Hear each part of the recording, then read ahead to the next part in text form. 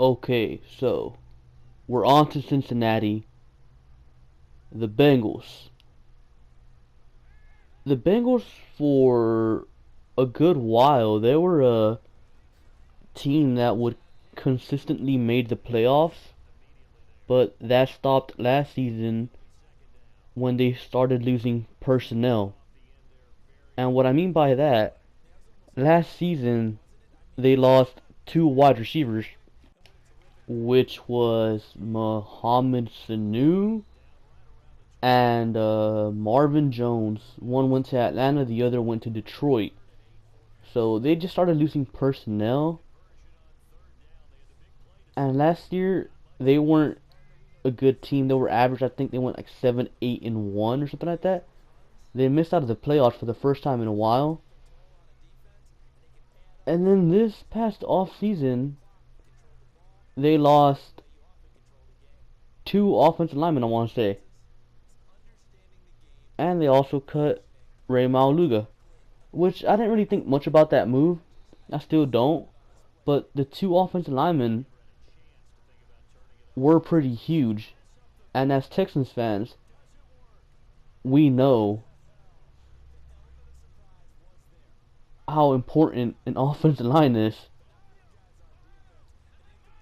The Texans and Bengals have some history against each other, dating back to 2011 when we came back with TJ Yates to make the playoffs for the first time, and then we went on to beat them in the playoffs with TJ Yates that same year.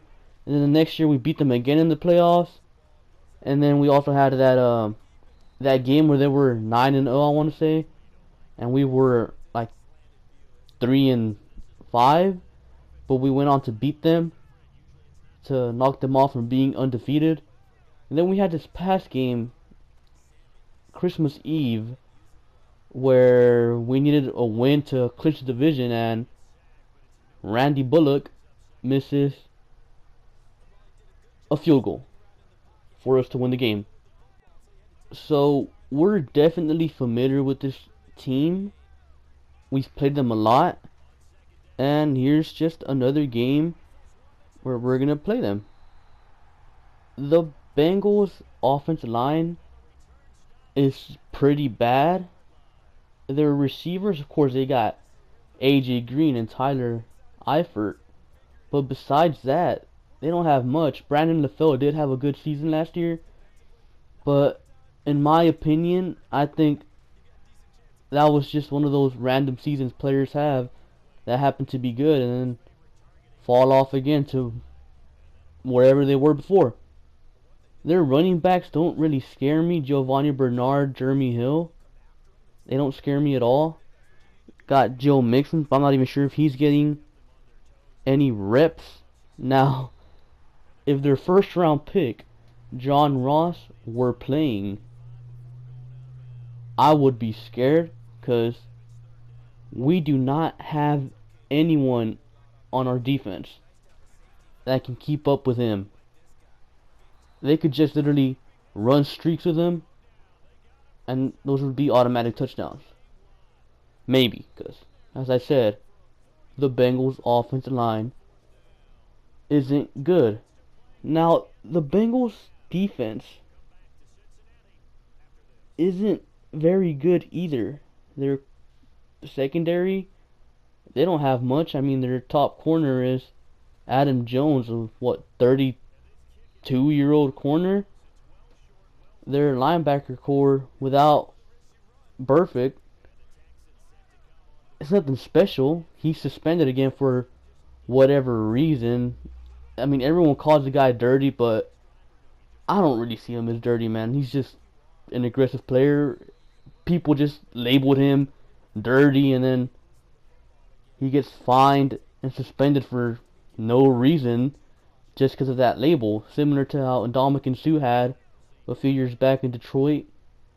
He just have, a regular, normal hit that probably accidentally happened to be low, and then everyone's screaming for flags. Oh, he did it on purpose. He's dirty. I don't think he's a dirty player. I really don't. I think he's an aggressive player. that loves football. He tries to get wins for his team. He makes tackles, and every now and then he might go a little too low, he might go a little too high. It happens to everyone, but just because he has that label, everyone thinks he's out there trying to hurt players. I really don't, but that's just me personally. And their defensive front. Personally, I don't think their D-line is all that talented. I really don't. Besides Geno Atkins, who I absolutely love. I think he's an amazing player. One of the best interior defensive linemen up there with Aaron Donald. But he just doesn't get that much recognition anymore. I don't know why. Probably because he plays for the Bengals. The Bengals are probably in the same boat as us without much recognition. But besides that, I don't think the Bengals have any other defensive linemen that scare me. But you do know, with our O-line, any defensive lineman can be scary. So, who knows? And they still got Randy Bullock as their kicker, so of course expect the kicking woes to continue. Other than that, wait, Andy Dalton. How did I forget Andy Dalton, man? Andy Dalton, I like Andy Dalton. I'm not gonna lie. A lot of people criticize Dalton, but Dalton, I think, is a good quarterback. I want to say 2015. 2015, Dalton had the Bengals in good position, but then he got hurt, and he had to miss out on the playoffs. So the Bengals go into the playoffs and get beat by the Steelers, I want to say. Had Dalton played, the Bengals would have definitely won because A.J. McCarron didn't do anything for them. I think Dalton is extremely underrated, overhated. And I think if he had a good team around him, how he did in his earlier years, he'd be leading his team to the playoffs. Because now, last year, of course, as I noted earlier, they lost 2 wide receivers. And I'm pretty sure Eifert was out some games. A.J. Green was out some games. So their offense wasn't there. And then this year, week 1, he threw 4 interceptions against the Ravens. He also fumbled a ball. He didn't complete many passes. The offense was bad. They scored a grand total of 0 points. He also fumbled a ball. And that's due to the offensive line. The offensive line wasn't doing anything for him. So, I wouldn't blame that on Dalton. I think Dalton is a quarterback. But for some reason, whenever he plays Houston, he doesn't play as good as he is. And this dates back to 2011. And for whatever reason, Jonathan Joseph seems to be A.J. Green's kryptonite, because Jonathan Joseph always shuts him down. So, who knows, man? It's also a Thursday night football game. And the funny thing is, man, the Bengals aren't a good primetime team. What I find funny about that is the Texans aren't a good primetime team.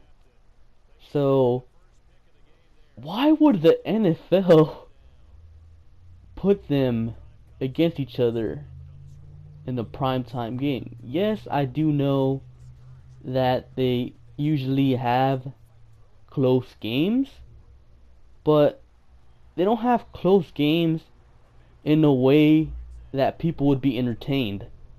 People want to see high-scoring offensive games. When the Texans and Bengals play, it's usually ugly, sluggish offensive performance, usually won by the defense.